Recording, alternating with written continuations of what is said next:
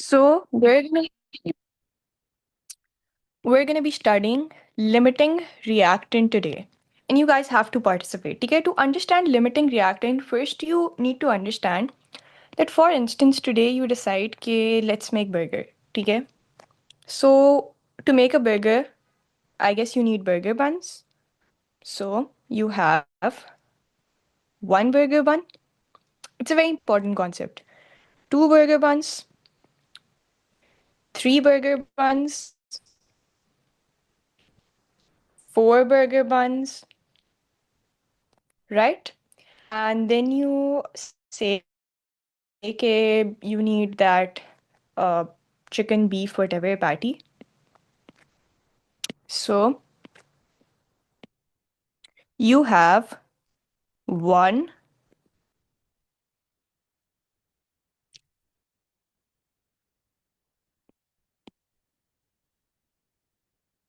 two, and three patties, right? And the third thing you need to make a burger is cheese. You have five slices of cheese,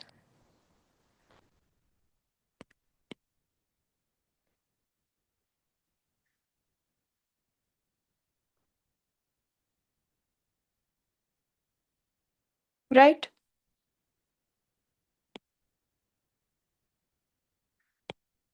These are your ingredients. Up now to make a complete burger, it should look like okay, it should have a complete burger should look like it should have one burger bun, one of your beef patty, and one of your cheese slices, right? This is what a complete burger should look like, right? And these are my ingredients, which I have in my kitchen, right? How many burgers will I be able to make with these ingredients?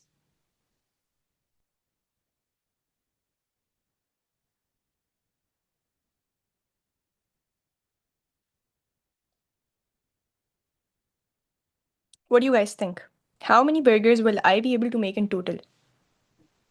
Three. If very good, excellent. I'd only be able to make three burgers.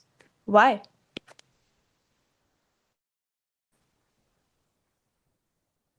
Because I know आप लोगों ने देखा कि three patties हैं, so you'll be able to make three burgers. Despite having four buns and five cheese slices, you won't be able to make five burgers. You have five cheese slices, but still you're able to make three burgers. That means the thing that limits the amount of burgers, that decides how many burgers will be made, is called the limiting reactant. So over here, this beef thing is our limiting reactant. The one that limits the amount of your product, the one that decides how much product is going to be made. The amount of the limiting reactant, क्योंकि इसका amount 3 है तो आपका product भी 3 बन रहा है. ठीक है? The amount of limiting reactant determines the product. Or the burger buns and the cheese slices, they are called excess. The amount that is in excess. मतलब अगर वो ज़्यादा है भी तो प्रोडक्ट पे फर्क नहीं पड़ रहा. लिमिटिंग रिएक्टेंट केमिस्ट्री में डिसाइड करेगा कि आपका प्रोडक्ट कितना बनेगा. So now this thing, these चीज slices and this burger buns, in chemistry we call them excess, the excess reactant, the reactant that is in excess, and at the end of the reaction how many burger buns are going to be left?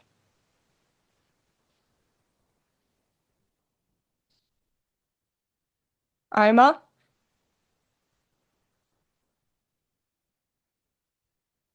Yes. how many burger buns are going to be left? Well, I don't know. Why One. don't you know? One I'm is going to be left. eating food. You're eating food, we're talking about food, right. One One. Burger bun is gonna be ले. अभी आप लोग को लग रहा होगा कि मैं आप लोगों को क्या बर्गर्स पढ़ा रही हूँ. It's important, trust me, it's important. और अगर आप लोग इस तरह का बिहेवियर दिखाएंगे तो it's gonna be difficult as well. And how many cheese slices are gonna be left? Two. Two, ठीक है। मतलब इसके टू एक्सेस में और इसका वन एक्सेस में ये थ्री रिएक्ट कर जाएंगे, ये थ्री रिएक्ट कर जाएंगे, ये थ्री रिएक्ट कर जाएंगे, और ये एक्सेस में रह जाएगा। Right, you are clear now. Now I am gonna write the chemical equation and just change every the burger scenario to a chemical equation. You have hydrogen plus oxygen and you are forming water. There's going to be a 2 here and there's going to be a 2 here. अब मेरी बात को गौर से सुना ज़रा.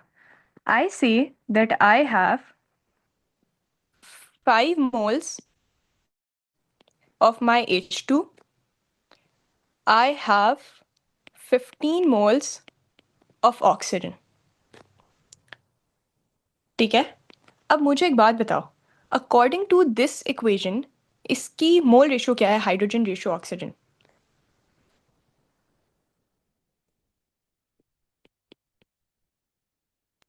2:1.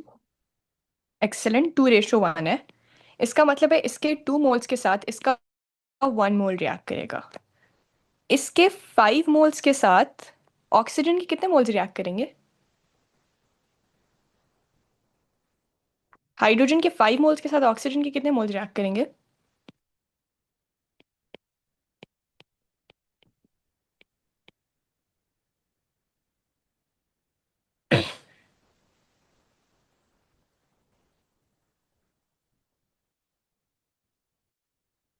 Simple ratios हैं, maths हैं. आप लोगों को क्या हो गया है? काइट सुराने में आप लोग इतने बिजी हो गए, आपसे रेशियो सॉल्व नहीं हो रही.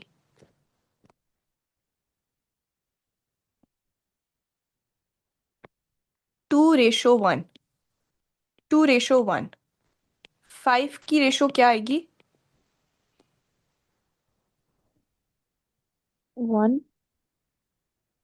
ओ भाई, आप लोग सही तो हैं? क्या हो गया आप लोग को? ये क्रॉस मल्टीप्लाई करो. 5 देखो, ones are 1. 5 ones are 5. हाँ, 5 1 टाइम्स 5. देखो, अगर फिर भाई आप लोग तो डरा रहे हो यार, क्या कर रहे हो? 2 मोल्स से इसके 1 मोल्स बन रहे हैं, तो इसके 5 मोल्स से इसके कितने मोल्स बनेंगे? Direct 2x. क्वेश्चन 2x है. और फिर हो जाएगा 5 डिवाइड. 2.5 है ना? ओ भाई, 5 equals to 2x, right? 5/2 equals to x. x equals to 2.5. तो ऑक्सीजन के भाई संडे को कहीं आप लोग अपना माइंड ऑफ तो नहीं कर देते? इसके 2.5 मोल्स बनेंगे. यार ये अगर रेशो नहीं हो रही फिर कहाँ है आप लोग? आयजा, जी आपकी काइट्स खत्म हो गई? नहीं, अभी तक आप संडे को काइट कौन उड़ा खा रही हो. सकते हैं एक आपके सेकेंड. दिमाग में? आप लोग अभी फ्री हो गए, मैंने सोचा आप पढ़ लो, ये बड़ा अच्छा कॉन्सेप्ट है. नहीं, संडे को चलें, कौन क्लास सकते हैं? यूनिवर्सल छुट्टी होती है संडे को. देखो, अगर मैं क्लास ना रखती, आप लोग ईमानदारी से बताओ, क्या आप लोग केमिस्ट्री की बुक्स कभी भी खोलते? संडे को नहीं तो क्या कोई भी कोई किताब नहीं खोलता. नहीं. अजान हो रही है चैट. यार आप लोग माशाल्लाह बहुत इंटेलिजेंट हो, आप लोग को अजान. जरूरत नहीं पड़ती. कुछ डम बच्चे खोलते हैं संडे को भी बुक्स. तो फिर वो डम कैसे हुए? चाहे मैंने बसंत ब्रो नहीं मनाई, इंटेलिजेंट बट दिल है. से मैं बसंत मना रही हूँ. यस, हम अभी बसंत का तीसरा दिन है, सबको छुट्टी मिली हुई है. आपने क्लास रख दी है. और आप लोगों को देखो ना, रेशियोज नहीं आ रही. अब रेशियो नहीं आएगी तो संडे क्या, आप लोग को भाई पूरा दिन पूरी रात पढ़ना चाहिए, रेशियोज जिनको नहीं आती तो. अच्छा, इसके बनेंगे 2.5 मोल्स, ऑक्सीजन के 2.5. इसका मतलब है इसके 5 मोल्स के साथ इसके 2.5 मोल्स रिएक्ट करें, इसका मतलब है हाइड्रोजन के we have 5 moles and the oxygen moles that are reacting with the hydrogen moles are 2.5.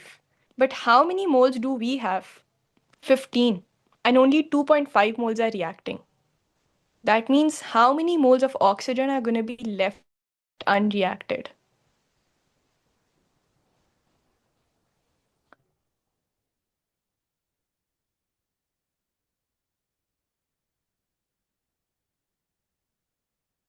$12.5. Excellent.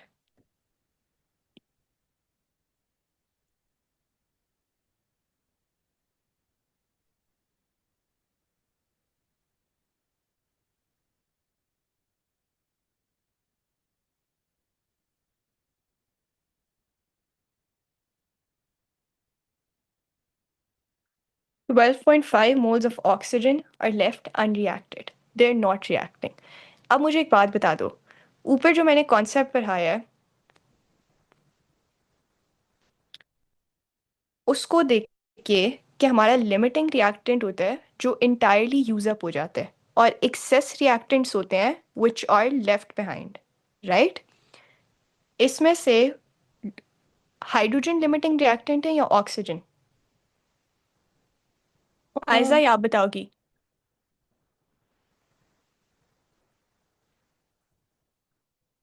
क्या? आयजा ये देखो, आप किचन में हो, ठीक है, आप बना रही हो बर्गर्स, ठीक है, आपके पास है 1 2 3 4 बर्गर बन्स, 1 2 3 की वो बर्गर पैटीज, और 1 2 3 4 5 स्लाइसेस हैं चीज़ के। आप मुझे बताओ आप कितने बर्गर्स बना सकती हो? 3। 3।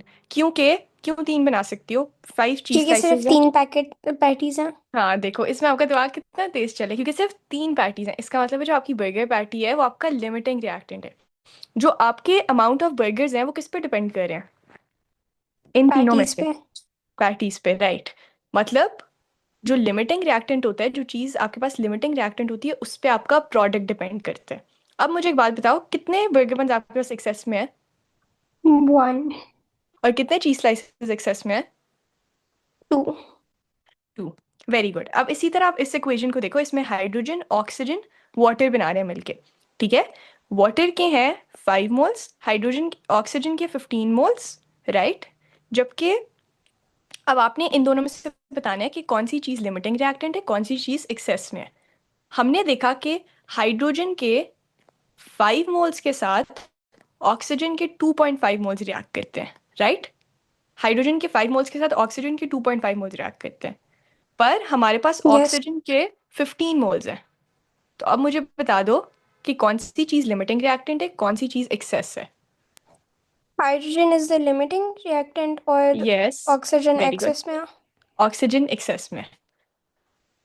अब ये आपने बता दिया है लिमिटिंग रिएक्टेंट है और ये आपके पास एक्सेस है। अब मुझे बताओ, जो आपका प्रोडक्ट था, यानी जो आपके बर्गर्स थे, वो किस चीज़ पे डिपेंड करते थे, लिमिटिंग रिएक्टेंट पे या एक्सेस पे? लिमिटिंग रिएक्टेंट पे। लिमिटिंग रिएक्टेंट पे। तो इधर जो अमाउंट ऑफ वाटर फॉर्म होएगा वो किस पे डिपेंड करेगा, हाइड्रोजन पे या ऑक्सीजन पे? हाइड्रोजन। हाइड्रोजन के मोल्स डिटरमिन करेंगे वाटर के कितने मोल्स बनेंगे। अगर हाइड्रोजन और वाटर में 2:2 है, यानी जितने इसके मोल्स यूजअप होंगे उतने इसके मोल्स बनेंगे। इसके 5 मोल्स यूजअप हो रहे हैं, तो इसके कितने मोल्स बनेंगे वाटर के? दोनों की मोल रेशियोज बिल्कुल सेम है।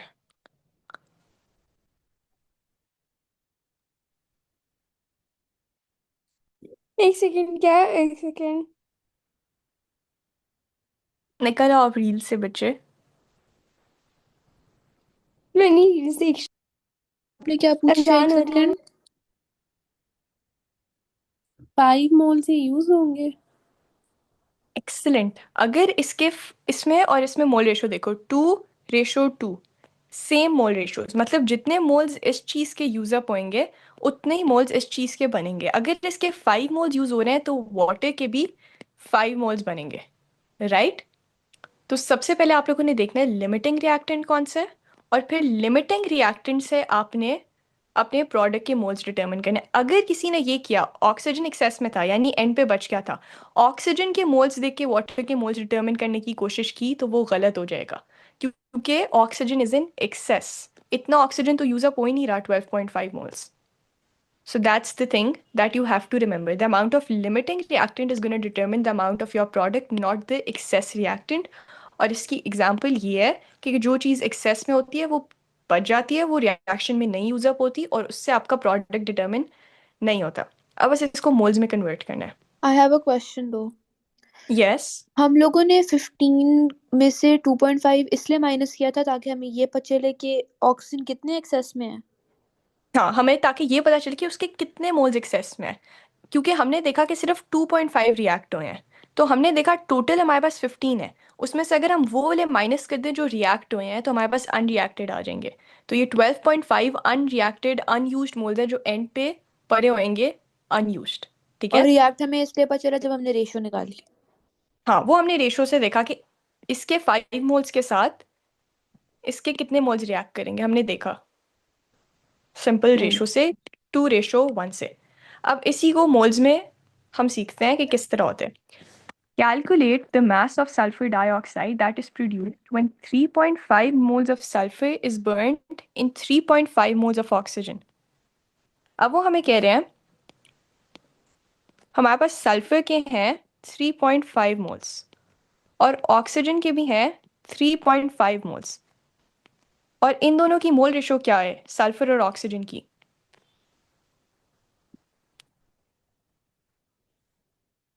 1:1.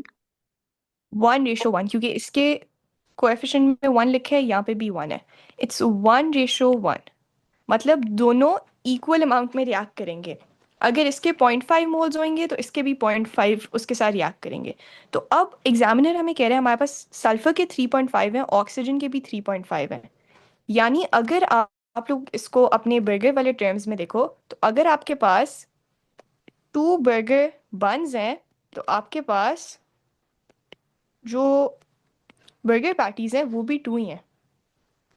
Equal equal, right? तो क्या इसमें कोई भी चीज़ एक्सेस में है? नहीं. मतलब दोनों आपस में फुली रिएक्ट कर जाएंगे, एंड पे कोई रिएक्टेंट नहीं बचेगा. और अमाउंट ऑफ प्रोडक्ट अब दोनों में से आप रेशोज निकाल सकते हो. तो इसके 3. अब मुझे बताओ प्रोडक्ट की रेशो क्या है? Sulphur oxygen ratio sulphur dioxide.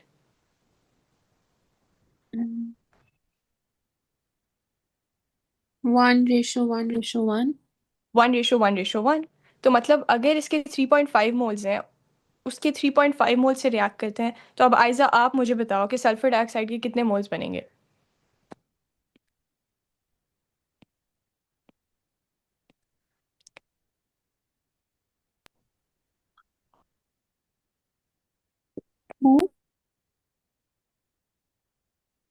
अगर इसके 3.5 मोल्स इसके 3.5 मोल्स के साथ रिएक्ट करते हैं तो सल्फर डाइऑक्साइड के कितने मोल्स बनेंगे? 3.5. 3.5. Thank you. और कैसे हमें पता चला कि सल्फर डाइऑक्साइड के 3.5 बनेंगे? Because of the ratio. Ratio.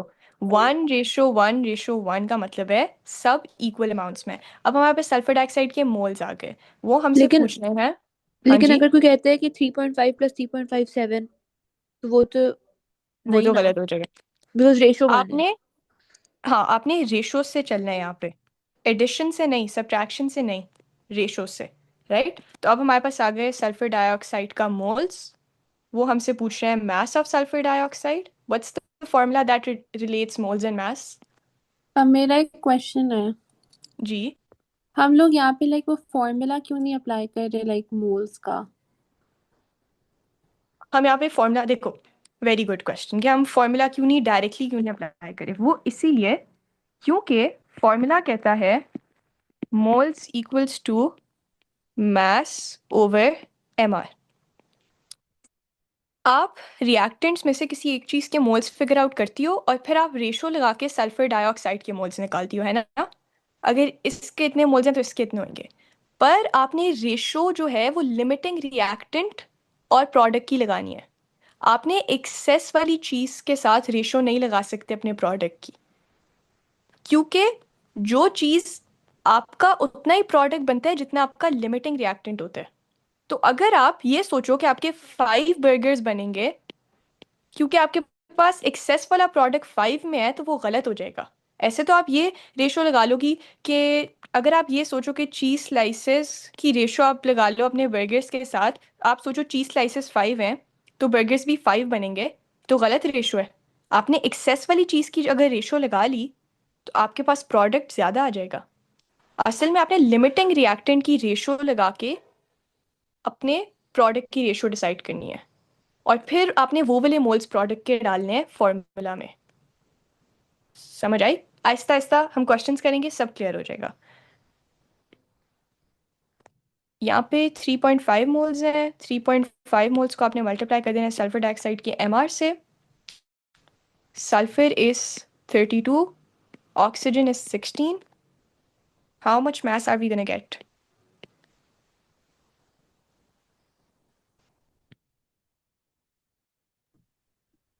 इसीलिए मैं आप लोग की 64 संडे को क्लास दे रही हूँ, क्योंकि मोल्स जो है उसमें बहुत ज़्यादा कॉन्सेप्ट्स हैं कवर करने वाले। तो मैं चाहती हूँ कि हम लोग इंशाल्लाह फरवरी के एंड तक या कहीं भी जल्द इसको ख़त्म कर लें। 64 इसका आएगा, और फिर उसको मल्टीप्लाई करना है 3.5 से।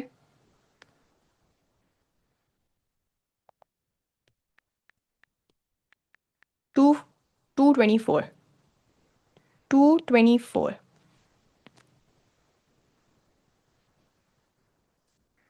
अब वो हमसे कह रहे हैं कैलकुलेट। अब देखो, आपको दोनों रिएक्टेंट्स का मास दिया हुआ है, 156 ग्राम जिंक का मास दिया हुआ है, 200 ग्राम सल्फ्यूरिक एसिड का मास दिया हुआ है। आपको दोनों रिएक्टेंट्स का मास इसीलिए दिया है ताकि आप दोनों के मोल्स निकालो और फिर फिगर आउट करो कि इनमें से कौन सा लिमिटिंग रिएक्टेंट है, कौन सा एक्सेस है। और फिर जो लिमिटिंग रिएक्टेंट है वो डिसाइड करता है आपके प्रोडक्ट के मोल्स। आप लिमिटिंग रिएक्टेंट के मोल्स के साथ प्रोडक्ट के मोल्स निकालो। That is the main reason why they've given masses of both the reactants zinc as well as sulfuric acid। अब हमें पहले जिंक के मोल्स निकालने हैं, फिर सल्फ्यूरिक एसिड के निकालने हैं, फिर लिमिटिंग रिएक्टेंट जो दोनों में से होएगा उससे हमने प्रोडक्ट के मोल्स निकालने हैं। चलो आ जाओ। जिंक के मोल्स के लिए हम क्या फॉर्मूला यूज करेंगे? mass over नहीं mr एक सेकेंड mass over mr यार excellent. Moles equals to mass over M R. और जिंक का एम आर कितना है या ए आर? 65.3 65 आप इसको कंसिडर कर लो। Moles equals to mass over M R. Mass कितना लेंगे हम? 65 156। नहीं 156 156 डिवाइडेड बाय एम आर लेंगे 65। हमारे पास कितने मोल्स आएंगे जिंक के, खतीजा?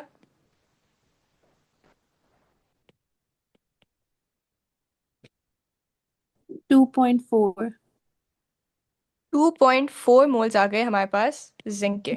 ठीक है, अब मैं अपनी इक्वेशन पे जाऊंगी, मैं जिंक को सर्कल करूंगी और उसके ऊपर लिख दूंगी 2.4 मोल्स है मेरे पास इस वाली चीज़ के।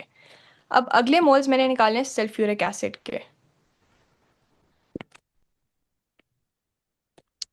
Moles of sulphuric acid, which formula will I use? Moles equals to mass over mass over mr sulfur is 32, oxygen is 16, hydrogen is 1,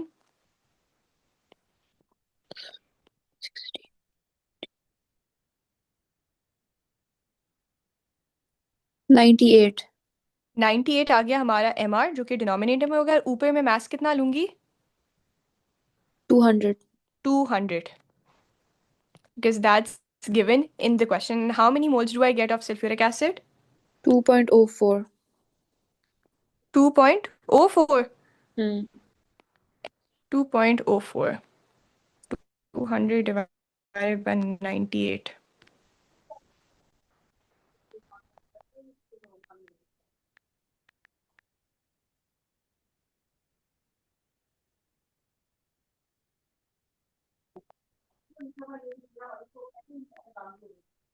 2.04। अब इसके ऊपर I'll write इस चीज के मेरे पास 2.04 मोल्स। अब यहाँ पे 2 पॉइंट खाली जीरो लिख लेती हूँ, राइट? राउंड ऑफ किया तो वो खाली जीरो हो गया। ये लो 1 डेसिमल प्लेस पे मैं लिख रही हूँ।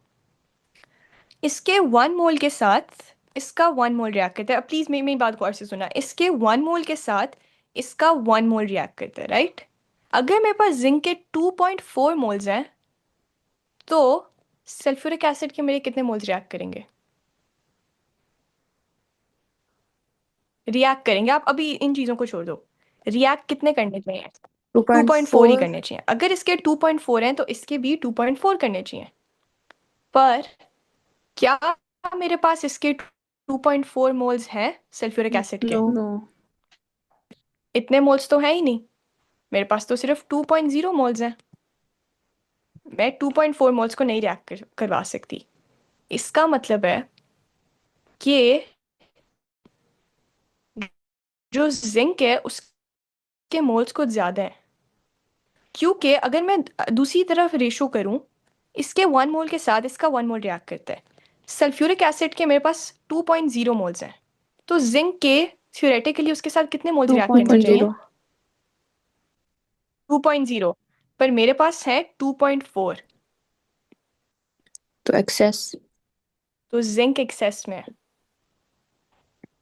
क्यों जिंक एक्सेस में है? क्योंकि इसके 2 मोल्स के साथ इसके 2 मोल्स रिएक्ट करने चाहिए।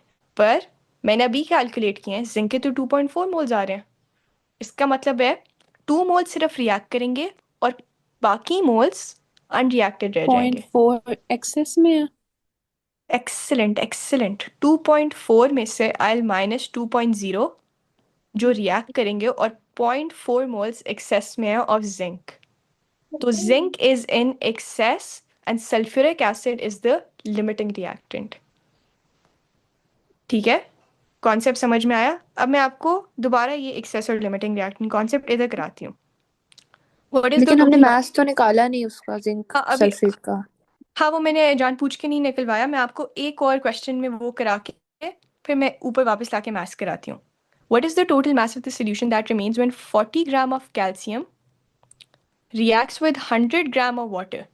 मतलब वो मुझे कह रहे हैं मेरे पास कैल्शियम जो है इट इज़ 40 ग्राम और वाटर जो है वो 100 ग्राम है। कैल्शियम की ज़रा मोल्स निकालना। एमआर होता है 40 कैल्शियम का। कितने मोल्स आएंगे आयजा, आप बताओगी?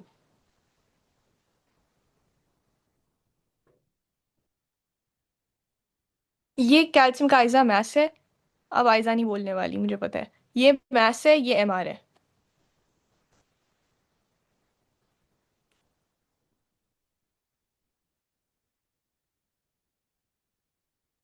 भाई आप लोगों ने मई जून में पेपर देने हैं, कोई अल्लाह का खौफ करें, पढ़ लें। Moles equals to mass over M R. Mass बच्चे 40 है, एमआर 40 है। वन कैल्शियम क्या आएंगे? वन 1 मोल। राइट? कैल्शियम का आएगा 1 मोल। वाटर के कितने मोल आएंगे? 100 ग्राम। 100 ग्राम उसका मास है। वाटर का एमआर होता है 18। कितने मोल्स आ रहे हैं वाटर के?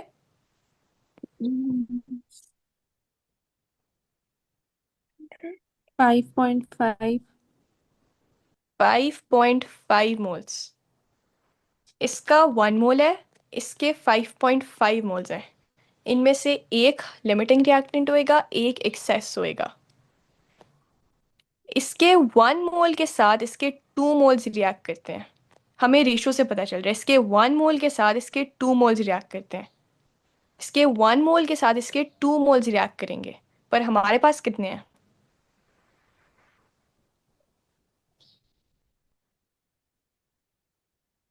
थ्योरेटिकली अभी हम इसको छोड़ दें तो इसके 1 मोल के साथ इसके 2 रिएक्ट करने चाहिए। कैल्शियम के 1 मोल के साथ वाटर के 2 मोल्स रिएक्ट करेंगे।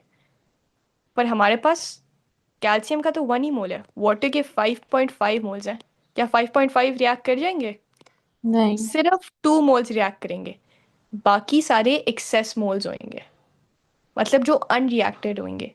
समझ आई? 3.5। तो excellent. Hmm 5.5 minus 2 equals to 3.5 moles होंगे वाटर के एक्सेस में। चलो अब वापस ऊपर आ जाओ। हमने अब मैंने एक आप लोग सेकंड को, एक हाँ सेकंड हमने 2 क्यों माइनस किया, 1 क्यों नहीं किया? देखो, क्योंकि इसके 1 मोल के साथ इसके 2 मोल्स रिएक्ट कर रहे हैं, इसके 1 मोल के साथ इसके 2 मोल्स ने रिएक्ट करना है, मतलब वाटर के 2 मोल्स रिएक्ट करेंगे, 5.5 में से 2 रिएक्ट करेंगे, क्योंकि मोल रेशो है 1:2।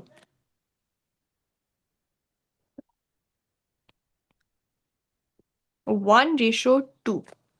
इक्वेशन कह रही है कि इसके 1 मोल के साथ इसके 2 मोल्स ने रिएक्ट करना है। इसका मतलब है हमने ये मोल्स निकाले हैं नीचे, ठीक है। इसका 1 मोल आया, मतलब इसके 1 मोल के साथ इसके 2 मोल्स ने रिएक्ट करना है, पर we have 5.5। This means only 2 will react and the remaining are gonna be in excess. ये मोल रेशो बताती है कि इसके कितने मोल्स के साथ इसके कितने मोल्स रिएक्ट करेंगे। समझ आई? हम्म इसीलिए संडे क्लासेस इंपॉर्टेंट होती हैं। चलो, अब हमने क्या डिसाइड किया था? लिमिटिंग रिएक्टेंट हमें प्रोडक्ट के बारे में बताते हैं या excess reactant?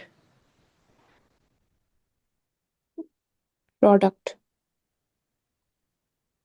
Limiting reactant, reactant. limiting reactant determines the amount of the product formed। इसको तो भाई लिख लो यहाँ पे।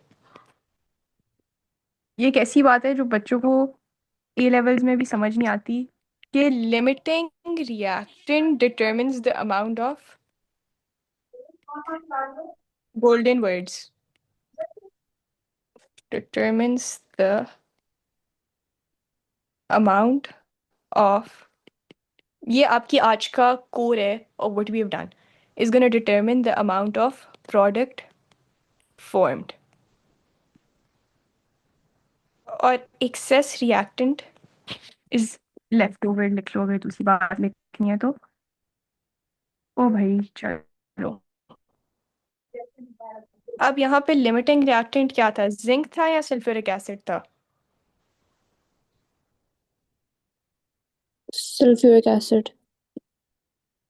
सल्फ्यूरिक एसिड, क्योंकि इसके 1 मोल के साथ इसके 1 मोल ने रिएक्ट करना था, यानी सल्फ्यूरिक एसिड के 2 मोल्स के साथ जिंक के 2 मोल्स ने रिएक्ट करना था।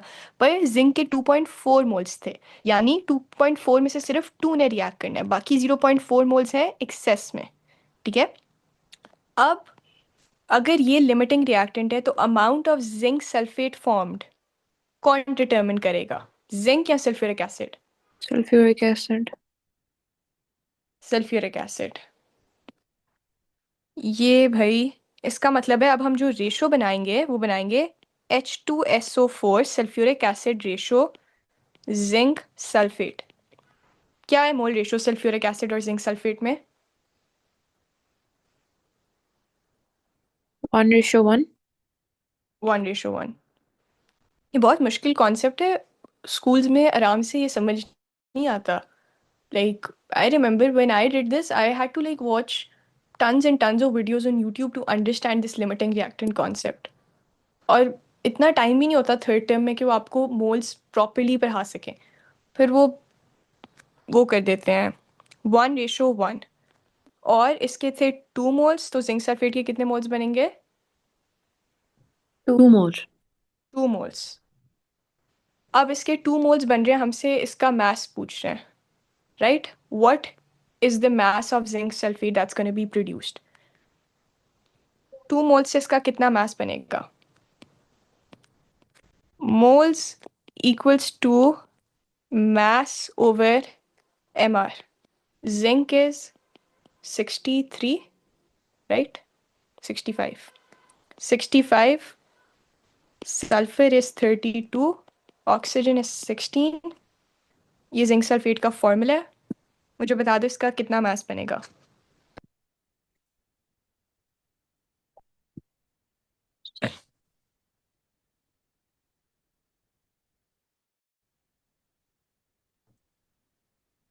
One sixty one 161। अच्छा,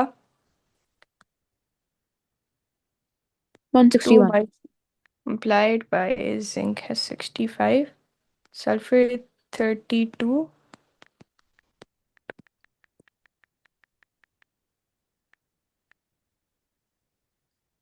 2 से क्यों मल्टीप्लाई किया? हम 2 से क्यों कर रहे हैं? Moles multiplied by M R. हमारे पास 2 मोल्स हमने है। सादा एमआर निकाला है अभी। अच्छा, एम आर निकाले।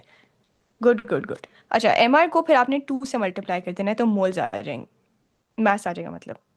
तो मास equals to 2 multiplied by 161, 161। 322 grams of zinc sulfate is going to be formed. अब जिस बच्चे ने जिंक और जिंक सल्फेट की रेशो बनाई है वो उसने गलत की है। क्यों उसने गलत की है?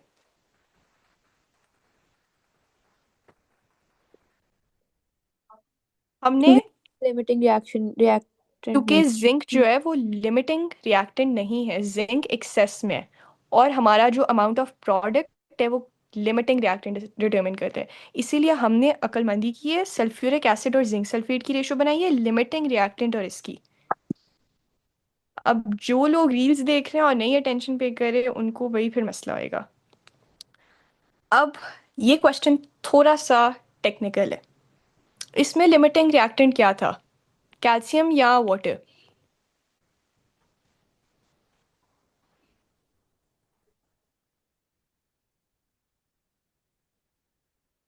कैल्शियम लिमिटिंग रिएक्टेंट था या वाटर? इसके वन एक्सेलेंट एक्सेलेंट। इसके 1 मोल के साथ इसके 2 मोल्स रिएक्ट कर रहे थे। हमारे पास इसके 5.5 थे तो मतलब 3.5 मोल्स एक्सेस में थे क्योंकि सिर्फ 2 ने रिएक्ट करना था 5.5 में से। ओ भाई। तो अब, और ये पास्ट पेपर का क्वेश्चन है, ये मेरा खुद का क्वेश्चन नहीं है बनाया हुआ, ये पास्ट पेपर्स में ऐसे क्वेश्चंस आते हैं, ठीक है?